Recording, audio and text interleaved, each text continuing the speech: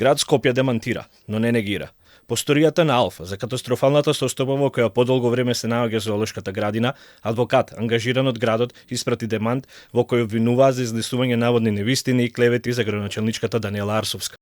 Објавен е текст со наслов: од најпосетувана во регионот Арсовска скопската зоолошка градина ја претвори во масовна гробница, во кој се изнесени невистинити тврдења за факти и обвинувања на сметка на градоначалникот на град Скопје Даниела Арсовска, со кој се повредува незината чест и углед. Оттаму тврдат дека содржината во насловот била манипулативна и тенденциозна и ги отфрлаат обвиненијата на сметка на градоначалничката. Сепак, во така наречениот демант нема никакви негирања на информации кои ги објавите во Алфа. Од тука останува нејасно што се обедуваат да демантираат. Имено, во историјата која објавите во Алфа, изнесени се факти кои се јавно достапни. Па од тука се постава прашањето: дали смртта на жирафата Каспер од салмонела е невистината? Или масакарот кој беше извршен врз 10 коњи за кои самите вработени реагираа манипулативен и клевета?